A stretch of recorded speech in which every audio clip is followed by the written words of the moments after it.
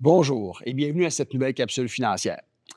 Alors qu'on peut constater une certaine accalmie sur les marchés financiers là, depuis notre dernière capsule du début avril, notre objectif aujourd'hui est de vous démontrer concrètement ce que nous avons fait dans vos portefeuilles afin de profiter de cette volatilité et également vous exprimer pourquoi on estime que les chances de récession ont diminué depuis que l'administration américaine a reculé sur certains tarifs. Alors sans plus tarder, débutons cette nouvelle capsule financière.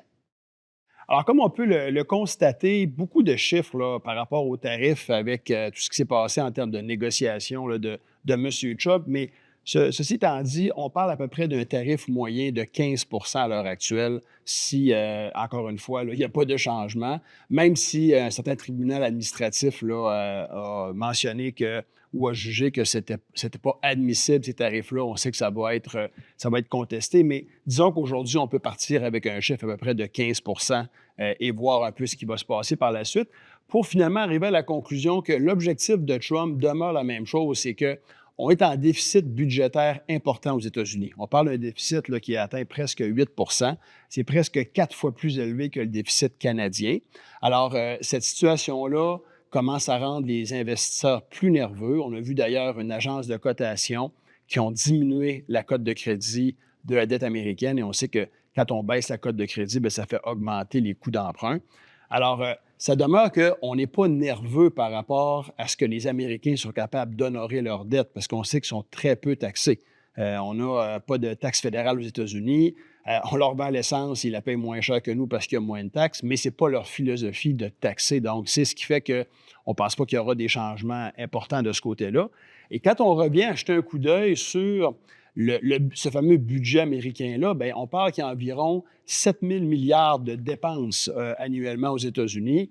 Actuellement, les entrées fiscales totalisent à peu près autour de 5,2 milliards. Donc, même si Trump a raison et qu'il réussit à aller chercher à peu près 15 de tarifs sur les 4 000 milliards de biens qui entrent aux États-Unis, on parle de 600 milliards. On demeure quand même actuellement, malgré ça, avec un déficit qui va être un peu plus là, structurel. Et même, on peut voir dans la négociation actuellement entre républicains et démocrates que le Big Beautiful Bill ne ramène pas l'équilibre budgétaire dans un horizon là, qui est prévisible. Donc, c'est encore une fois ce qui a rendu les marchés nerveux, pas juste les marchés boursiers, mais le marché surtout des obligations. Alors, depuis le début de l'année, on peut voir en bleu que oui, bon, on a constaté qu'avec les tarifs, là, il y a eu beaucoup de volatilité. Le marché boursier a quand même eu une bonne reprise par la suite, mais on peut voir également que les coûts d'emprunt qui avait même descendu à peu près autour de 4 pour une obligation à 10 ans. Donc, le gouvernement américain se présente avec une nouvelle obligation pour financer une partie de ses déficits. On pouvait la financer à 4. On est rendu à peu près autour de 4,5 à l'heure actuelle. Et on sait que parmi les détenteurs de cette dette américaine-là, les Japonais et les Chinois ont profité en termes de mesures de réponse aux tarifs de Trump pour laisser aller un peu des obligations, ce qui fait que ça a fait augmenter les coûts d'emprunt. Alors, c'est certain que vous avez une dette américaine qui totalise plus de 36 000 milliards. Donc, ça, c'est des obligations qui sont déjà en cours, qui doivent être également renouvelées. Et le nouveau déficit ou les déficits doivent également se financer. Donc, ça fait beaucoup de dettes. Et pour rendre tout ça attrayant, bien, on doit augmenter les taux d'intérêt. Et malheureusement, ce qui se passe aux États-Unis ne reste pas seulement aux États-Unis. Cette montée-là des obligations, des taux des obligations américaines, fait également monter les taux de l'ensemble des pays qui empruntent. Donc, qu'on parle de la Grande-Bretagne, de l'Allemagne, du Japon. Depuis le début de l'année, on a vu les coûts d'emprunt également augmenter. Si ça devient attrayant, une obligation américaine à 4,5, puis moi, je m'appelle le gouvernement japonais, bien, il faut que je rende ça attrayant également pour les investisseurs. Donc, je n'ai pas le choix d'offrir un taux plus élevé. Et là, si les taux partout augmentent, bien, c'est un certain ralentissement à venir dans l'économie. Alors ça quelque chose qui va être à suivre là, au cours des prochaines semaines, mais c'est certainement ça qui a fait reculer M. Trump lorsqu'on a vu qui a viré de bord carrément. Ce n'est pas à cause que nécessairement le marché boursier est en baisse, mais c'est que les coûts d'emprunt étaient quand même en forte augmentation. Parmi les choses qui ne sont pas encore très visibles, mais qui s'en viennent, bien, c'est bon de voir que, imaginez que vous êtes à la tête d'une entreprise, vous importez des biens en vue de faire de la transformation comme intrant dans ce que vous produisez. On n'a pas les coûts de ces intrants-là actuellement parce qu'on ne sait pas trop les tarifs vont être de combien. On ne sait pas on va vendre ça combien non plus. Donc, cette incertitude-là amène beaucoup de pessimisme au niveau des gens ou des chefs d'entreprise qui prennent ces décisions-là. Et on peut voir que ce pessimisme-là, habituellement, est synonyme de recul économique. Donc, on va voir ce qui va se passer, mais plus longtemps que ça tarde, pire que c'est. Et c'est pas vrai qu'on pense que Trump va être capable de négocier 90 ententes de libre-échange en 90 jours. Donc, il y aura certainement des reports qui vont se faire. Et ça, encore une fois, bien, ça reporte des décisions d'investissement ou de fusion, peu importe. Donc, encore une fois, c'est un nuage gris qui nous attend, ça, dans les prochains chiffres là, au niveau de l'économie. Quand on revient maintenant à nos banques centrales, alors ce matin, on est le 4 juin, donc la Banque du Canada va se prononcer un petit peu plus tard aujourd'hui. On estime ce matin à peu près à une chance sur quatre, là, les marchés estiment qu'une chance sur quatre qu'on va avoir une baisse de taux. On est déjà parti de 5, on est rendu à 2,75. Alors donc, on veut également voir peut-être un peu plus quels sont les effets de l'inflation. On a vu que les derniers chiffres d'inflation, quand même, étaient un petit peu plus élevés que prévu au Canada. Pour ce qui est des Américains, on nous reparle le 18 juin. On estime à seulement 4 de chances qu'il y aura une baisse de taux parce que, encore une fois, on veut voir quel sera l'impact des tarifs. D'abord, on ne sait pas encore c'est quoi les tarifs et donc quel sera l'impact de tout ça au niveau de l'inflation avant de descendre les taux là, trop rapidement. Alors, si on revient maintenant sur la volatilité des marchés boursiers. Alors ici, vous avez ce qu'on appelle dans notre jargon à nous là, l'indice de la peur. Alors, plus il y a de panique dans le sommet de l'incertitude, plus on va voir ces indicateurs-là qui vont augmenter. Puis, pour faire un peu de comparable, on peut voir que durant la crise financière, cet indicateur de panique-là avait monté quand même à des niveaux très élevés.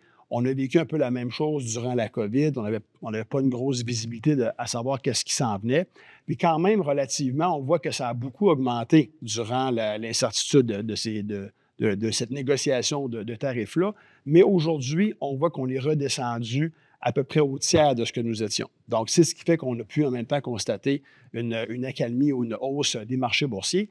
Dans le cas de la tempête, on était quand même autour du 6-7 avril, avec des bourses qui étaient en baisse à peu près entre 15 et 20 Donc, ce qui avait très bien fait l'année passée, entre autres, la technologie avait reculé davantage. Et on avait également pu constater que les obligations nous tenaient très bien à flot, avec même une hausse de 1 Alors, c'est là qu'on en a profité dans vos portefeuilles pour, dépendant de vos profils d'investisseurs, d'augmenter à peu près entre 2 et 4 les actions dans vos portefeuilles en vendant des obligations. Donc, on avait des obligations qui avaient bien fait.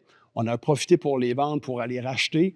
Et concrètement, nous avons racheté le 7 avril un fonds négocié en bourse qui regroupe l'ensemble des bourses mondiales.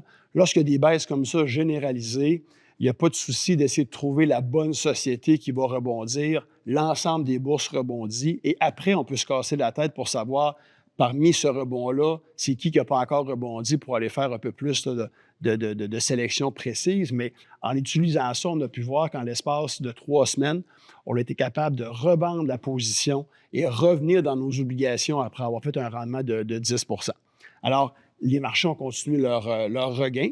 L'idée, c'est qu'on a déjà les actions qu'on va avoir dans vos portefeuilles, mais en territoire d'aubaine, on en voulait davantage. Et aujourd'hui, ce qu'on dit, c'est qu'on veut être neutre. Il y a quand même encore de l'incertitude qui prévaut.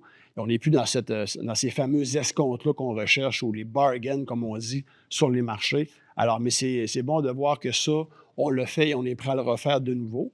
Ce qui fait que ce que je vous montrais comme photo au niveau de nos baisses dans le cœur de la tempête, là, dépendant que vous ayez entre 20 ou 80 d'actions dans les portefeuilles, on avait des baisses entre 0 et à peu près 6 Et on peut voir là, qu'à la fin mai, tous nos profils sont rendus en territoire positif. Donc, oui, il y a un rebond des marchés, mais en plus, le fait qu'on ait pu acheter d'une façon plus imposante des actions dans la tempête, bien, c'est sûr que ça nous aide à revenir plus rapidement à notre point de départ. Et si on revient à la stratégie que nous avions présentée d'acheter par phase, on a donc complété la phase 1. Comme on vient de le voir, on a fermé la transaction considérant qu'on n'était plus en territoire d'aubaine. On doute qu'on va redescendre à des niveaux aussi élevés que moins 25 ou moins 30, mais ça demeure qu'il peut avoir peut-être des déceptions par rapport aux négociations à venir et donc peut-être qu'on aura la chance de racheter de nouveau. Alors, cette volatilité-là, gardez à l'esprit qu'elle nous profite là, lorsqu'on sait naturellement le saisir les opportunités. Notre fameux indicateur du sentiment du marché qui nous aide à percevoir un peu la panique qu'il y a sur les marchés ou qu'est-ce qui se passe entre l'optimisme ou le pessimisme extrême, nous avait démontré au début avril on était tombé dans un territoire avec beaucoup de pessimisme. Et on sait que c'est ces périodes-là où est-ce que les marchés, souvent, vont atteindre leur creux. Et on peut constater qu'avec le rebond, bien, cet indicateur-là, maintenant, est redevenu un peu plus dans le territoire optimiste, mais encore une fois, on constate le rebond qui est venu. Donc, encore une fois, pour nous, c'est un outil intéressant, un outil que nous avons, un indicateur que nous avons à chaque semaine pour nous aider à prendre nos décisions sur les points d'entrée là, que nous visons de faire. Et avec ça aussi, bien, on peut voir que quand on suit un peu la baisse qu'on a connue, et on peut suivre en parallèle les probabilités de récession qui avaient presque atteint 70 lorsque Trump a sorti avec son fameux jour de la libération. Mais avec le recul qu'on vient de constater, on est revenu à peu près autour de 31 de probabilité d'avoir une récession. Donc, ce n'est pas impossible, encore une fois, dépendant de ce qui va se passer, mais avec l'information qu'on connaît aujourd'hui, les chances ont quand même beaucoup diminué.